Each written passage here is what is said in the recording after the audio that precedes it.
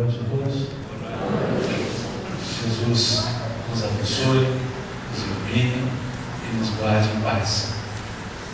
Eu não os vejo bem pelas lâmpadas que estão aqui, mas cumprimento a cada um, não olhando diretamente na face, mas agradecendo a vocês pelo carinho com o qual me receberam aqui hoje, o convite que me foi feito. E eu não vou cansá-los muito, creio que no máximo umas 3 horas nós terminaremos a primeira parte da conversa. E a segunda, creio que daqui uns 20 anos, se vocês quiserem me ver até lá. Pediram que conversássemos sobre o tema Bem-aventurados os pacificadores. Então vamos conversar um pouco a respeito dessa temática, que nos fala sobre atitude.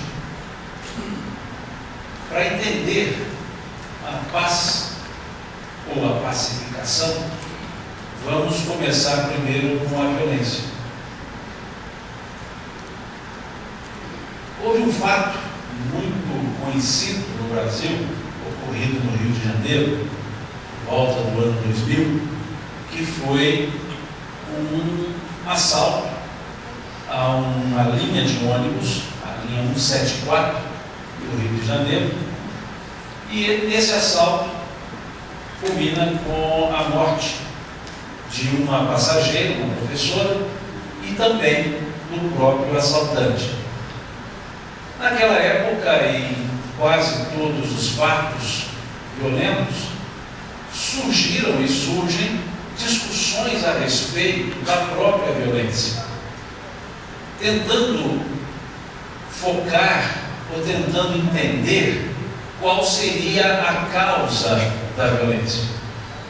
E, de forma geral, reduzem a 3 causas.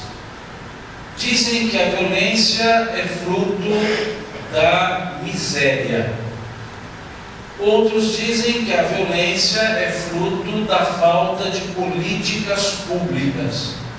E outros dizem que a violência tem por causa a falta do acesso à educação. E de forma geral, essas três causas foram apontadas. Mas vamos refletir a respeito desse aspecto. O que é uma causa? Causa é algo que, uma vez ocorrendo, gera uma consequência. E a causa sendo igual, as consequências serão sempre iguais. Então, uma mesma causa só gerará uma mesma consequência.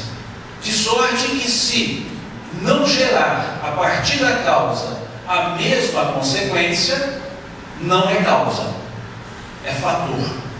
Fator contributivo, mas não necessariamente uma causa. Vamos pensar a respeito desses 3 elementos apontados como causa. A violência tem por causa a miséria. Assim dizendo, nós também deveríamos dizer que, se a miséria é a causa da violência, todos os miseráveis deveriam ser violentos, e não são. E todos os que vivem na abastança não poderiam ser violentos, e muitos são. Se essa causa gera 2 consequências diametralmente opostas, então é a causa. Porque, se fosse, todos os que passam pela miséria deveriam ser violentos. E a grande maioria não o é. A causa da violência é a falta de políticas públicas. Do mesmo jeito, sociedades cujas políticas públicas não são boas, deveria toda ela ser violenta. E não são essas sociedades, na totalidade. E sociedades com alta qualidade de política pública não deveriam ter ocorrências violentas. E tem.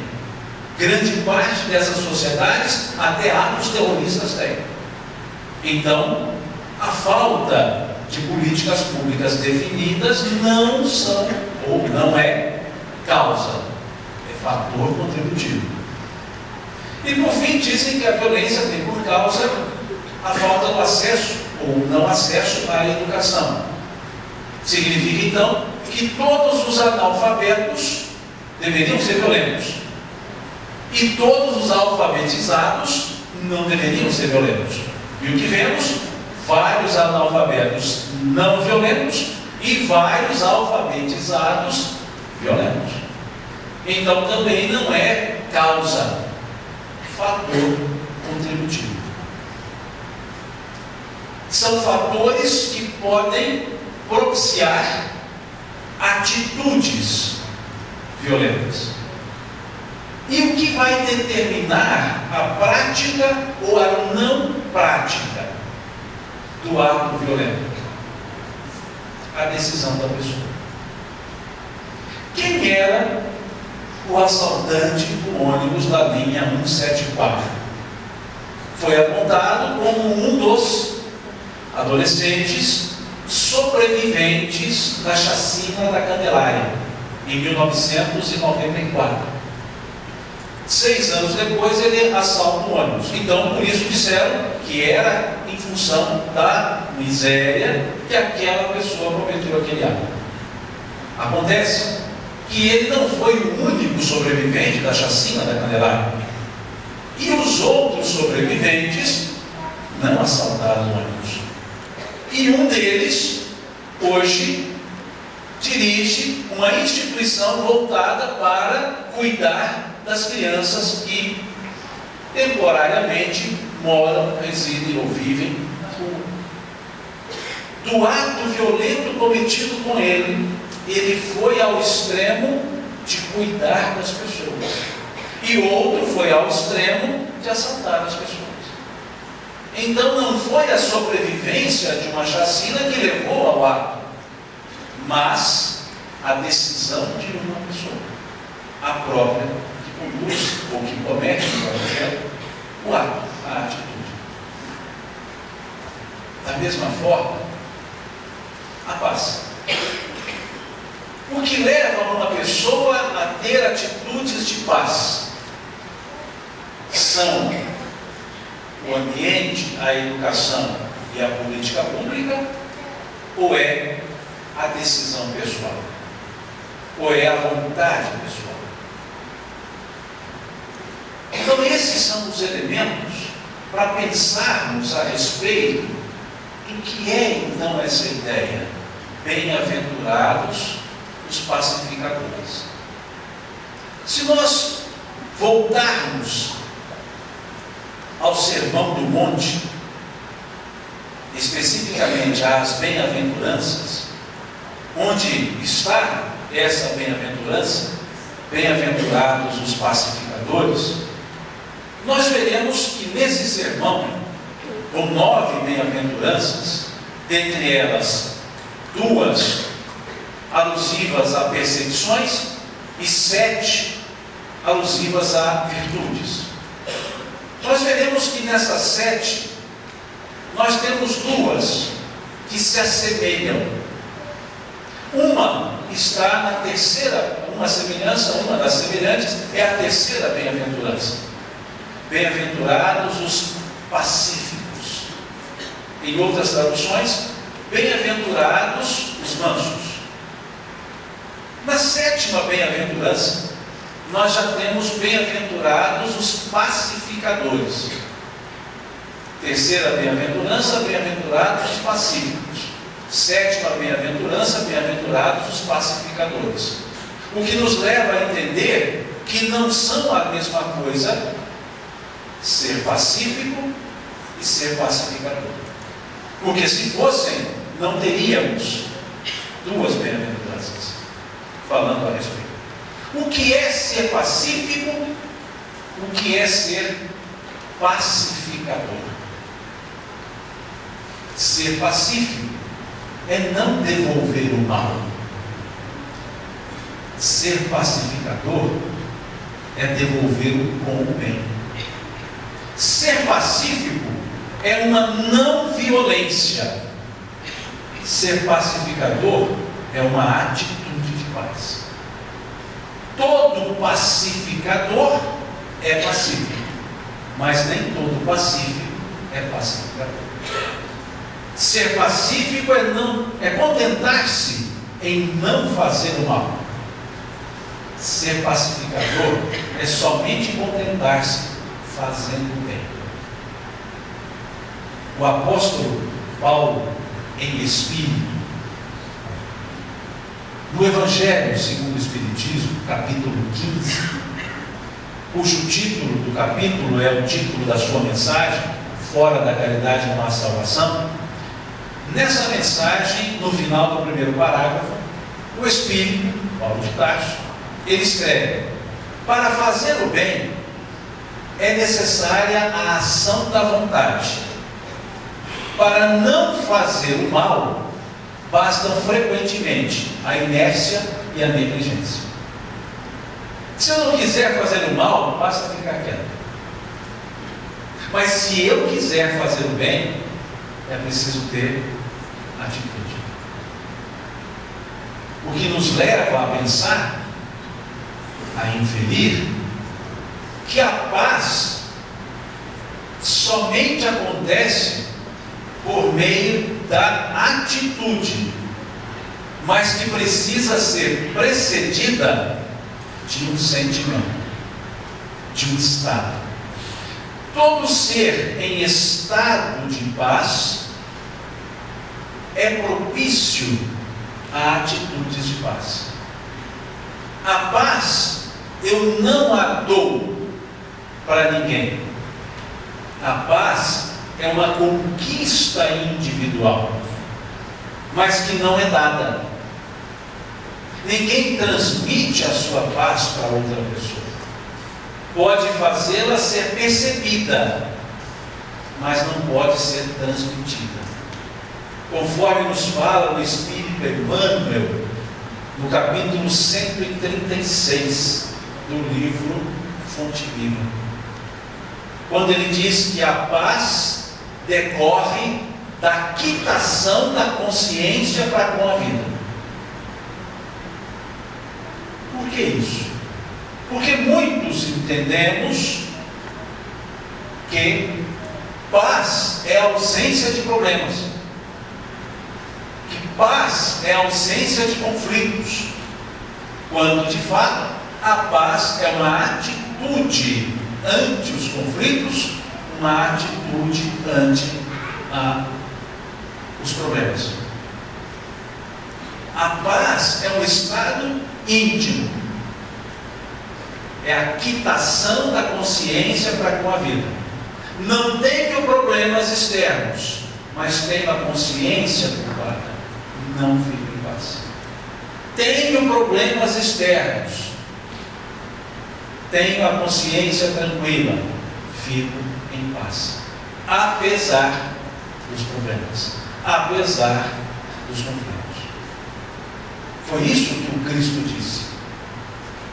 Quando olhamos o capítulo 14 do Evangelho de João, quarto Evangelho, quando Jesus diz no versículo 27: eu vos deixo a paz, eu vos dou a minha paz, mas não vou lá dou como o mundo a dá. Vejam que com isso ele faz uma diferenciação entre a paz real e a paz do mundo. Porque a ideia de paz do mundo é uma, como dizia Emmanuel, no mesmo capítulo 136 do livro Fonte Viva, é uma preguiça rançosa. Quando nós falamos quero paz, nós estamos dizendo eu quero inércia, quero ficar quieto, não quero que nada me incomode. Quando dizemos isso, vem-nos a ideia de paz. Ficarei em paz nas férias, dormindo. Isso não é a paz. Essa é a que Jesus chamou de paz do mundo. Não vos dou a paz como o mundo a dá. E ele depois acrescenta, gravado pelo mesmo evangelista João, agora no versículo 33, no capítulo 16 do seu Evangelho, ele diz: tenho-vos dito isto para que em mim tenhais paz, pois no mundo tereis aflições. Vejam, como Jesus trabalha a ideia da paz, mostrando que apesar das aflições, nós podemos ter paz. Tenho-vos dito isto para que em mim tenhais paz, pois no mundo tereis aflições. Mostrando então que a paz pode ser concomitante, pode estar conjuntamente às aflições. Posso estar aflito e ansioso e em paz. Posso estar sereno e calmo, mas não em paz. Esse conceito é fundamental para entendermos atitudes violentas e atitudes pacificadoras. E se olharmos as bem-aventuranças, nós veremos que não é um jogo de palavras. A forma, a ordem que elas foram proferidas nos dá um indicativo de uma ascensão, de um crescimento, de uma evolução, como degraus. Se olharmos da primeira bem-aventurança à sétima bem-aventurança, nós veremos que sem a primeira não teremos a segunda, e sem a segunda e primeira não teremos a terceira, sem a terceira, segunda e primeira não teríamos a quarta, e assim até a sétima bem-aventurança, como se fossem degraus numa escala de virtudes. Qual é a primeira bem-aventurança? Bem-aventurados os pobres pelo Espírito. Traduzindo de uma forma semântica, bem-aventurados os humildes. A consequência, porque é deles o reino dos céus. Mostrando-nos que a humildade não é a maior das virtudes, porque ela está no primeiro degrau, mas ela é a virtude fundamental, porque sem ela nenhuma outra virtude se conseguiria. Então faz da humildade não a mais alta, mas a necessária, justamente porque é a primeira. E já dá para observar o quão longe estamos da sétima, porque não conseguimos dar nem o primeiro passo no degrau da humildade. Porque a segunda bem-aventurança é a resignação. Bem-aventurados os que choram, porque serão consolados. Ou seja, para a pessoa entender o choro, o sofrimento, se não for humilde, não entenderá. Sem a humildade não se entende a pedagogia do sofrimento, que muitos imputam a Deus a responsabilidade de sofrermos, quando deveríamos assumir essas responsabilidades, porque sofrimento é consequência de atitudes que nós praticamos. Porque Deus não confere sofrimento às pessoas, senão Ele não é soberanamente justo e bom. Então o sofrimento não é um fardo que Deus nos coloca, é um fardo que nós criamos pelas nossas escolhas, pelas nossas atitudes, e como consequência nos chega para carregarmos. E só um coração humilde entende isso. Só um coração que percebe a responsabilidade pela sua própria vida, a partir dessa vida criada por Deus, é que entende que se algo não está bom ou não está bem, é porque algo eu não estou fazendo bem, porque tudo isso é consequência. Se eu quero mudar os meus resultados, eu preciso mudar as minhas atitudes. Atitudes iguais levam a resultados iguais. Como bem dizia Chico Xavier, se você quer atingir um resultado que você nunca atingiu, é preciso que você faça uma coisa que você nunca fez. Porque se continuar fazendo a mesma coisa, você terá o mesmo resultado. Então, se a minha vida não vai bem, como fazê-la ir bem? Mudando o jeito de viver, mudando a forma de interpretar os acontecimentos e mudando as atitudes. Isso nos leva a uma anedota que seja de 2 pescadores. Foram pescar no Amazonas, fretaram um aviãozinho, foram os 2 pescadores, o piloto, chegaram no rio, desceram todos, os pescadores foram pescar, pescaram 2 peixes, cada um deles um peixe de 60 quilos, e vieram para o barco, para o avião. E falaram, agora vamos embora com o resultado da pescaria. E o piloto disse, olha, não dá para levar os peixes. Vocês 2, eu, a carga e 2 peixes de 60 quilos cada um, não dá. Não consigo levar, não posso levar. E falou, não, mas eu vou levar o peixe, o outro pescador eu também vou levar o peixe. Não, eu não levo só metade do meu, também não levo metade. Porque só podia levar 60 quilos. E ali estavam 120 quilos. E aí então, um dos pescadores disse para o outro, mas, compadre, o ano passado, nós viemos pescar nesse mesmo rio, num avião igualzinho a esse, e pegamos 2 peixes iguaizinhos a esses, e levamos. E o piloto olhou para eles e disse, 2 peixes de 60 quilos cada um, levaram um avião igual a esse? Levamos. Bom, se vocês fizerem isso no ano passado, vamos fazer isso esse ano. Puseram os peixes para dentro do avião.